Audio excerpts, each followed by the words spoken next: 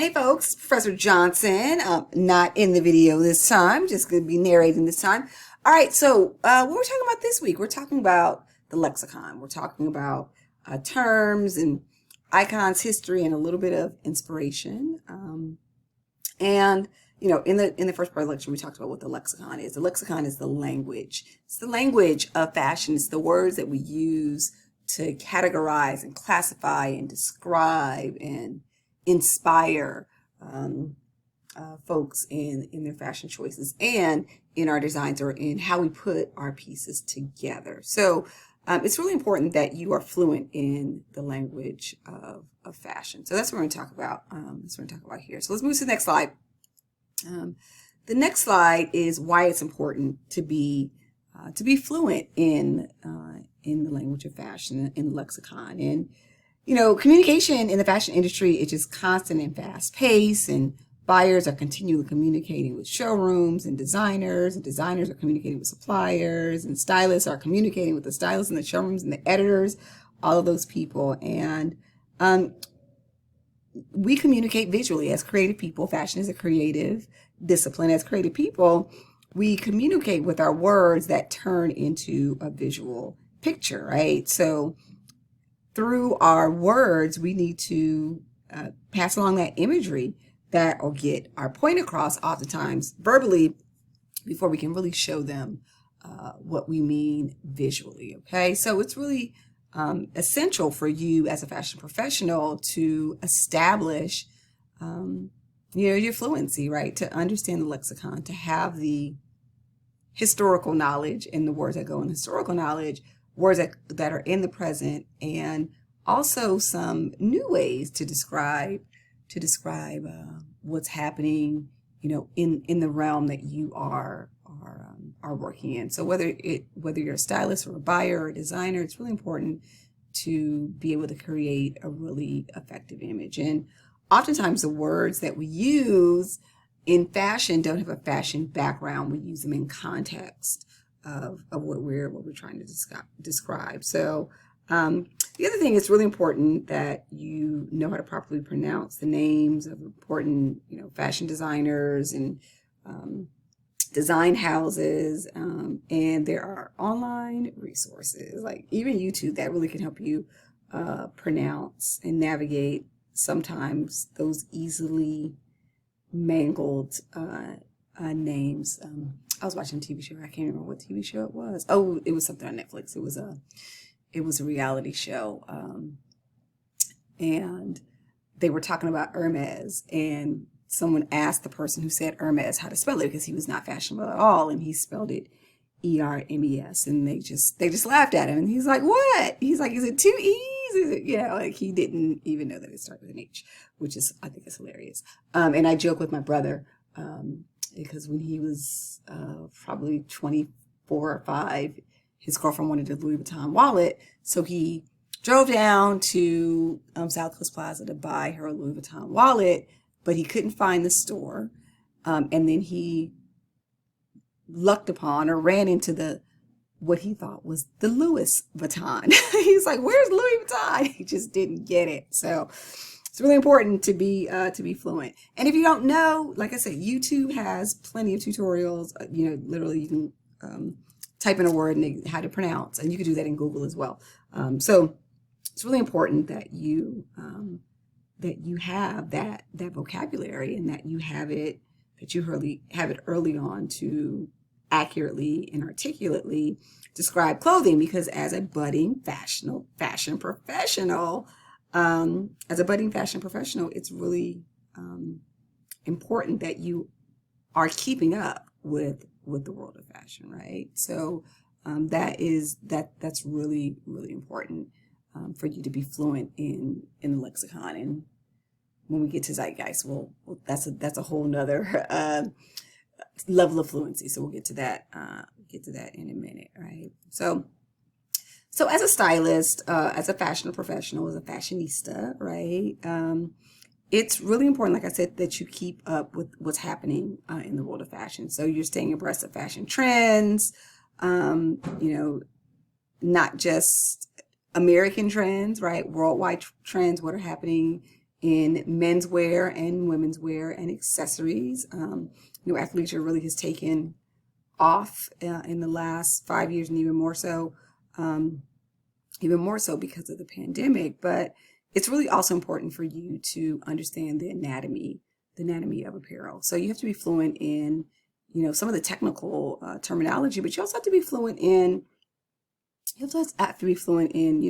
the who's who and the what's going on. So staying on top of current trends. So, knowing who is the editor-in-chief of, prominent magazines, knowing who is the creative director or head of design for fashion houses that fit your aesthetic, right? And if you take Fashion D45, so design fundamentals, I think what the class called design fundamentals for fashion interiors, we talk a lot about aesthetics. So it's really, important. And knowing what's happening with Fashion Week and watching those things online, it's really important that you have a good understanding with that. So let's just talk about the anatomy of apparel, right? So as a stylist, a fashionista, and I'm going to say this again, fashionista is a unisex word, just like barista. There's no baristo. It's either, it's the same thing. Fashionista is it's the same thing. So male or female, you are a fashionista. It's a unisex term. But it's really important that you understand the basics, right? And what are the basics? The basics are, fabric, natural versus synthetic, naturally organic and sustainable, right? Versus synthetic and sustainable, right? Knit fabrics versus woven fabrics. What is the hand luster and drape of a fabric? What are different types of weaves and different types of knit stitches? And that is the stuff that we cover those things in textiles. So hopefully you have either taken that, you've already taken that, or it's on your list of things, right? And then you also have to be fluent in construction terms too, right? So that construction terminology. So, darts and pleats and the types of collars and necklines, all of those things you have to be, you have to be fluent in. You have to be fluent in the different types of garments. So, tops and bottoms. So what kind of collar is on that top or a neckline, the different types of armholes, the different types of sleeves, the anatomy of bottoms. So what kind of shorts or skirts or dresses, there's a whole world of accessories, right? And, shapewear is a big thing now, right? The undergarment that goes underneath that garment. So it's really important that you have a good understanding of the anatomy of all of these, of fabric, garments, and accessories, and that you have a regular, place where you check in to get that information. So, right. So, you're fortunate. We live in the world of the 24-hour news cycle. So we always have the ability to get that information. So, you should be reading blogs and you should be looking at trade publications on a regular basis. I'm sure you do. You shouldn't just be looking at influencers. You should be looking at influencers and who they are influenced by. That's really important. So again, you should have a really good stack, a whole host of resources that you should be using to gather this information from. So, let's go back to accessories for a second, like handbags. Okay, so always on my bucket list is a new handbag. My fashion bucket list is a new handbag and generally a pair of boots. Those are my two go-to things. I always want a new pair of boots, and I always have one or two aspirational handbags that I'm ready to add to my collection, right? So, so I'm one of those people, like, I can tell you what the it bags are for the season, where some people can tell you what is the best shoe or what's the best watch or who are the great, jewelry, up and coming brands. It's really important that you are always gathering information, that you are always looking at what's happening, so that when you have a client, you can make references to the old, the present, and what is coming up on the horizon, right?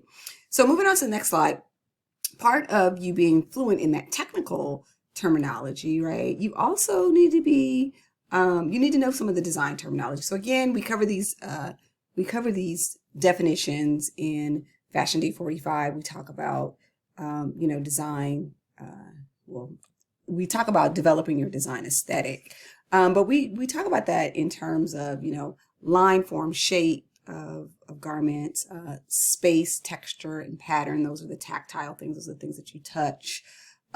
Color, balance, and emphasis. Those are some of the things that evoke emotions. And then we talk about rhythm, proportion, and unity. And again, it's helpful to speak to those terms when you're speaking about different fashion designers. So when you're talking about ready to wear versus avant-garde versus haute couture, and there are some designers that do they do both. They do, they may do haute couture and ready to wear, or avant-garde, but then have some ready to wear pieces, right? So it's really important when you're speaking about specific designers that you have your lexicon, right? You have the words that you use that other people in the industry are going to understand, right? So also when you're talking about designers from the past and the present, we're going to talk about some iconic fashion folks, but they're the designers that made them iconic, right?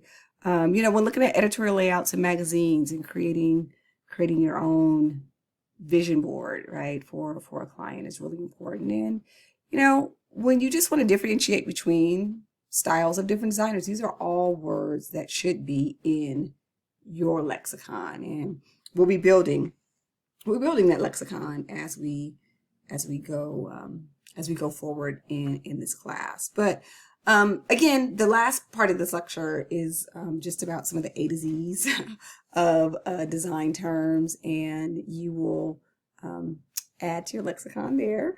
I have a couple of different A to Z ABCs of fashion lists. They're all over the place. It was hard to pick one. And then also, there's a whole list of resources that I gave you, a bunch of fashion dictionaries and encyclopedias you should have, in addition to just understanding the terminology that are in our textbooks. Especially when we get to, especially in the textiles class, there's a ridiculous amount of terms that you need to know. But by knowing the difference between a jersey knit and a wool knit is really important, right? Understanding how they're going to drape differently and how they're going to feel on the body is really are really important components for you to know. So it's really important that you understand that design terminology. Okay. So we're going to end this part of the lecture here, and then the next part of the next video that you'll see from this series is going to talk about fashion icons and timeless garments.